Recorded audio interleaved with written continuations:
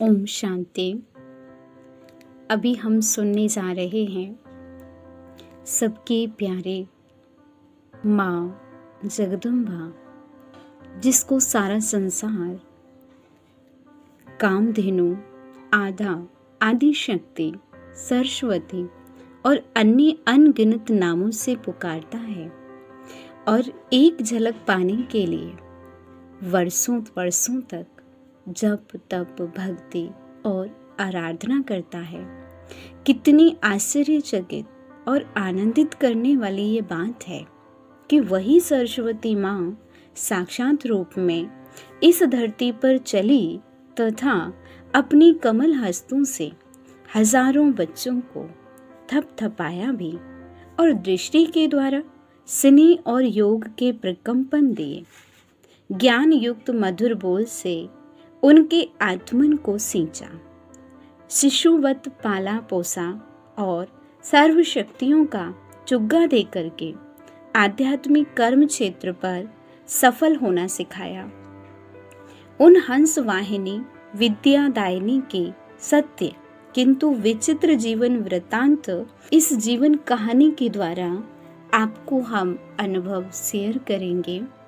सृष्टि रंगमंच के सर्वोच्च पाठधारी परमात्मा शिव और प्रजापिता ब्रह्मा के बाद सरस्वती का पाठ अपने तरीके से सर्व महान है। वैदिक रचनाओं में सरस्वती को शिव सहोदरा भी कहा गया है।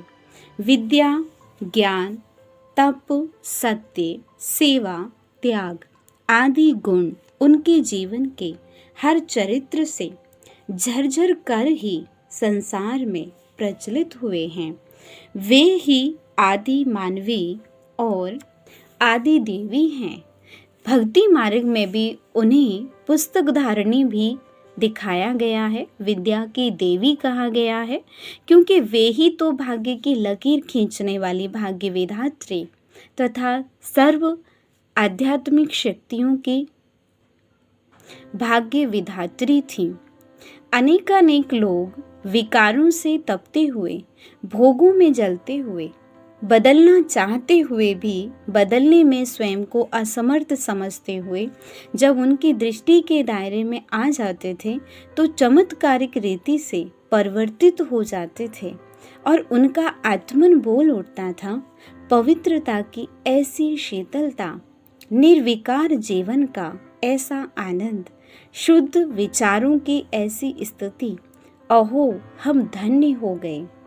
ओ माँ, हमें शरण में ले लो, हमारा सारा जीवन धन्य धन्य कर दो। वे ज्ञान, योग, धारणा, पवित्रता की साक्षात देवी थी। उनकी अभय अवस्था के यादगार के रूप में ही उन्हें सिंह वाहनी दिखाया गया है। शेरावाली के नाम से भी जाना जाता है। यज्ञ दुर्ग की रक्षा करने वाली वे ही माँ दुर्गा थी। वे स्मृति धर्वी थी। प्यारे बाबा के एक महावाक्य के अनेक राज खोल देने वाली राजयुक्त थी। चातक पक्षी के समान ज्ञान सागर की एक एक ज्ञान बूंद की अनुरागी थी।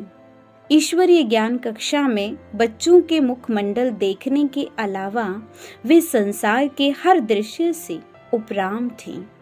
वे चलती फिरती दिव्य परी थीं, जिनका तन प्रकाश की रश्मियां प्रवाहित करता था और मन सदा अर्श निवासी प्यारे शिव बाबा की ही मधुर स्मृति में समाया रहता था।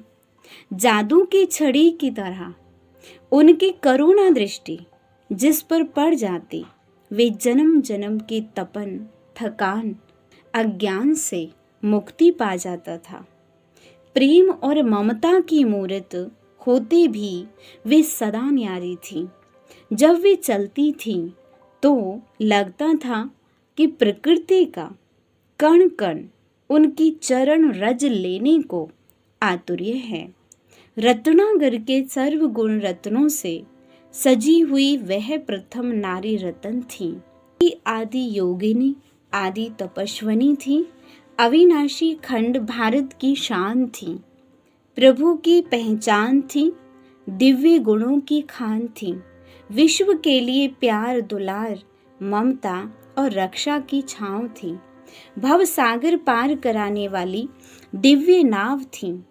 हर ज्ञान सुत और ज्ञान सुता के लिए मंजिल और ठांव भी थी।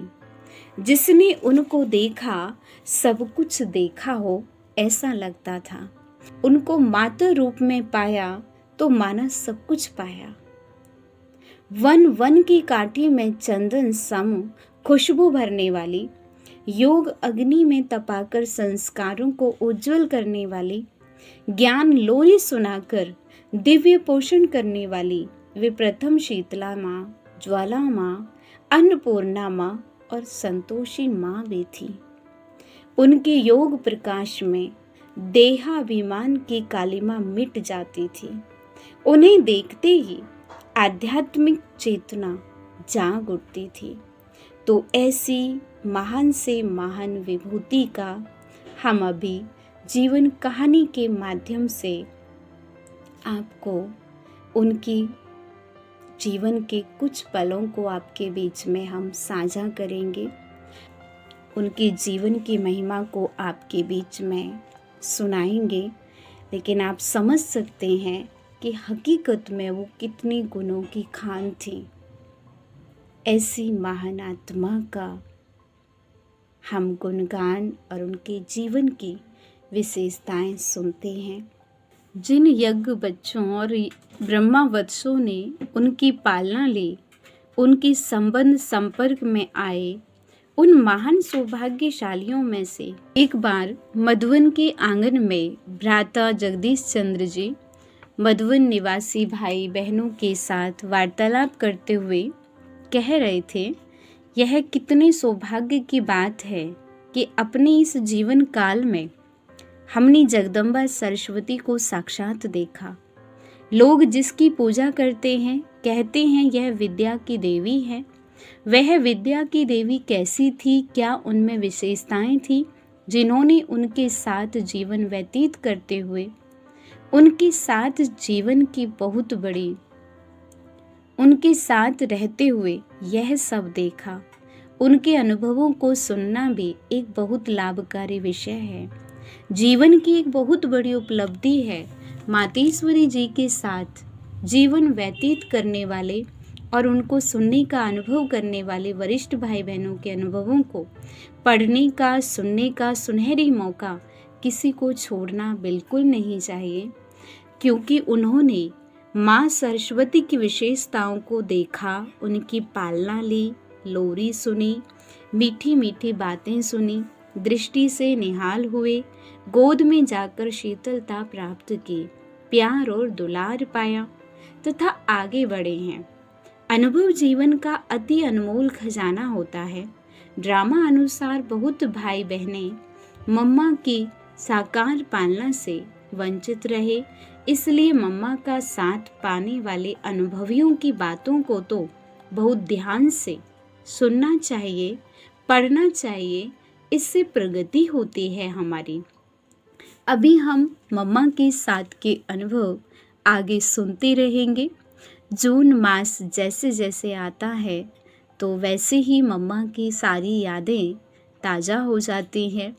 मम्मा के साथ के अनुभवों में ही, सुनते रहने में ही दिल करता है मम्मा के साथ के अनुभव बड़े बड़े अनन्य रत्नों के मुख से हम सुनते रहें। आगे की जीवन कहानी हम फिर सुनते हैं। ओम शांति।